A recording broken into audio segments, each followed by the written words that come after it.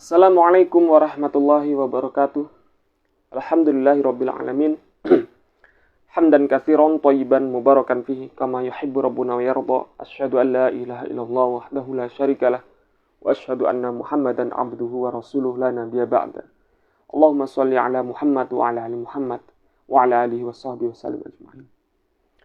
Teman-teman yang semoga dimuliakan oleh Allah Subhanahu wa taala. Sakit, kesulitan, musibah yang menimpa seorang hamba itu semuanya adalah kehendak Allah Subhanahu wa taala. Bagaimana sikap kita ketika Allah Subhanahu wa taala memberikan sebuah kesulitan, menurunkan sebuah musibah, misalnya berupa penyakit ataupun problematika kehidupan yang tidak kunjung selesai. Apa yang harus kita lakukan? Yang pertama, kita harus paham bahwasannya hal itu adalah takdir dari Allah, kehendak Allah Subhanahu wa taala. Kemudian yang kedua, hendaknya kita muhasabah, introspeksi diri. Karena Allah Subhanahu wa taala memberikan sebuah musibah, memberikan sebuah kesulitan, problem, itu ada sebabnya. Allah Ta'ala berfirman di dalam ayatnya dalam Al-Quran surat As-Surah ayat 30. Wa ma asabakum min musibah fabima kasabat aydikum. Setiap musibah yang menimpa kalian itu adalah disebabkan ulah tangan kalian sendiri. Maknanya adalah musibah yang Allah turunkan disebabkan ulah tangan kita, yaitu dosa yang dilakukan diri kita, dosa yang dilakukan manusia.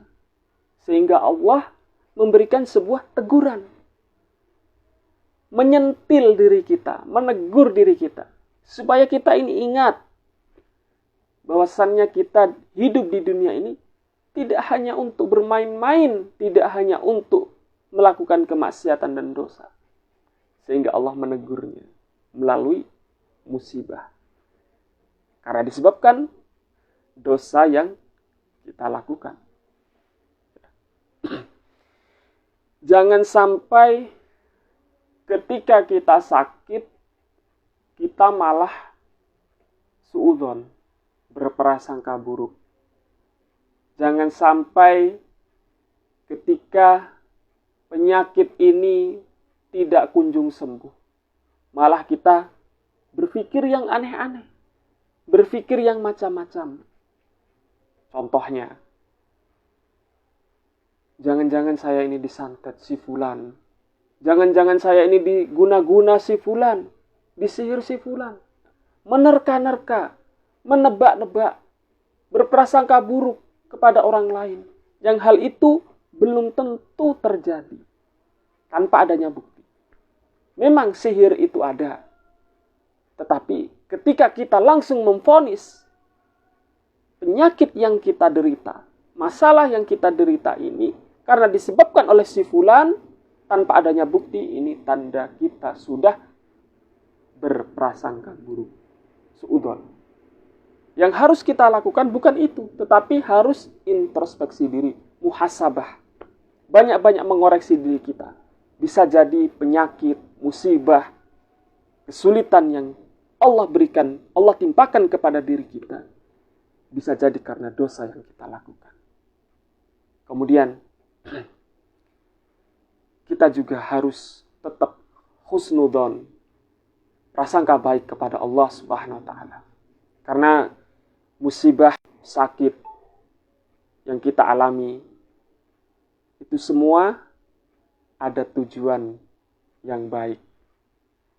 Ada suatu kehendak yang baik yang Allah persiapkan kepada diri kita. Rasulullah SAW bersabda, "Man yuridillahu bi khairan yusib minhu." Barang siapa yang dikehendaki kebaikan oleh Allah, Allah akan berikan musibah kepadanya. Allah akan berikan ujian kepadanya. Jadi di balik kesulitan, musibah yang kita alami selama ini, yang berlarut-larut, musibah ini terus terjadi. Bisa jadi di balik itu nantinya akan Allah persiapkan.